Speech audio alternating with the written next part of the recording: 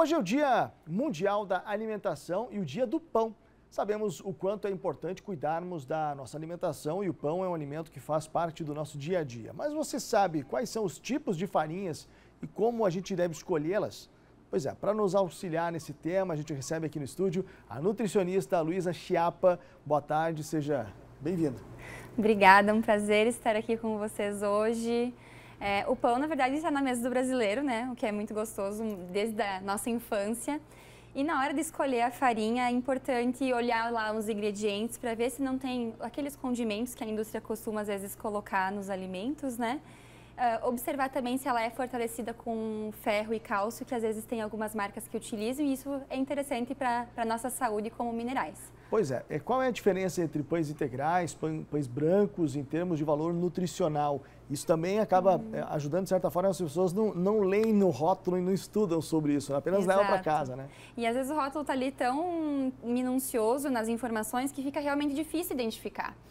Mas em relação ao pão integral e o pão branco, em relação à energia que vai nos fornecer, não tem tanta diferença. Agora, o que faz muita diferença são as vitaminas e minerais e as fibras, que garantem aquela saciedade, né? Então não vai ficar logo com fome depois de comer. Por exemplo, eu devo escolher qual é o pão mais saudável, digamos assim, para escolher na hora de comprar. Aquele pão pronto, não o que faz em casa, o pão pronto.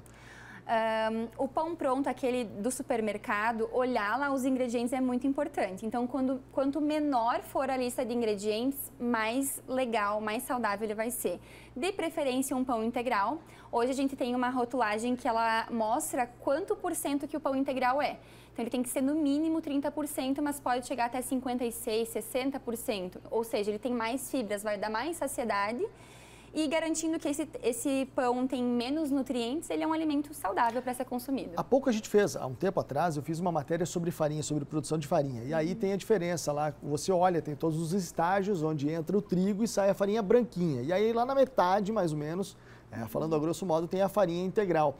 Quer dizer, quanto menos quebra houver nessa produção, mais nutritiva ela será? Exato. No grão, nessa casquinha que vai sendo refinado pela indústria, a gente vai perdendo os nutrientes e perdendo essas fibras, que são interessantes a gente consumir, né?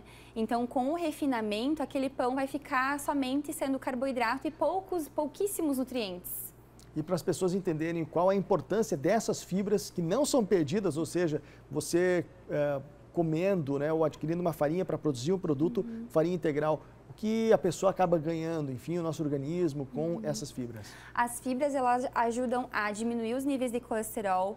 Para quem tem aquele problema também do triglicerídeo alterado, também é muito interessante fazer uso das fibras. Além disso, o trânsito intestinal, né, ele funciona com melhor aporte de fibras. E além disso, aquela questão da saciedade, ou seja, se eu não estou sempre com fome, a minha chance de fazer uma manutenção do meu peso e não ganhar peso a longo prazo é muito importante. Para isso que o pão com fibra é muito bom. É bom. E qual é, por exemplo, aquelas pessoas que dizem o seguinte, olha, a partir de hoje engatei uma dieta, cortei o pão. Isso influencia ou quanto o pão, em excesso talvez, pode ser nocivo para a sua dieta? Eu acho que o principal negócio com o pão é que ele é muito prático, né? Ele está na mesa do brasileiro na hora do café da manhã, no jantar, às vezes ali no meio da tarde, naquele lanchinho.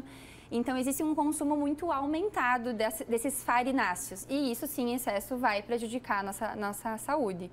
Agora, ele em si não é um alimento que eu deva evitar, né? Levando em consideração todas aquelas dicas que a gente deu aqui, né? Sobre as rotulagens, sobre preferir os alimentos integrais. Ele é um alimento prático que faz parte da nossa rotina e às vezes você se restringir comendo esse pão vai acabar te deixando frustrada e às vezes mal-humorada. Certo. Tem uma questão. Pães sem glúten são uma opção mais saudável para pessoas que têm, por exemplo, intolerância a glúten? Quem tem uma sensibilidade ao glúten ou uma alergia ao glúten, é sim recomendado fazer a exclusão. Né, a exclusão do glúten, consumir os alimentos sem glúten. Quem não sofre com essa alteração, não é necessário. Agora, nós sabemos que cada um aqui é único e às vezes pode acontecer que mesmo com os exames dando negativo nesse sentido da alergia ao glúten ou da sensibilidade, pode haver ainda uma má digestão do glúten. E aí cabe avaliar e ver o risco-benefício de comer esses alimentos.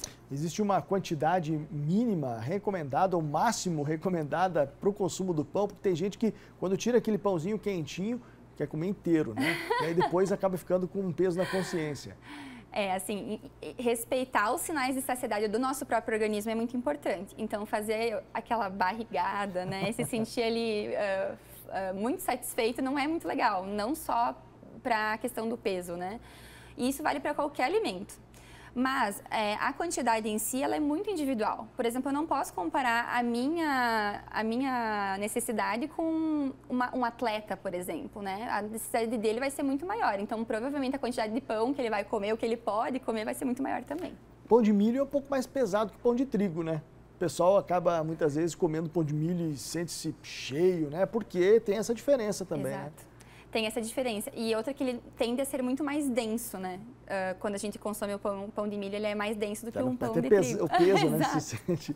Muito bem, Luísa, muito obrigado pelas informações. Obrigada a vocês. Legal, Luísa participou conosco aqui. É muito importante a gente também tirar essas dúvidas para você que de repente adora pão, não fica sem, né? Muito importante pesquisar, a internet está aí para auxiliar também.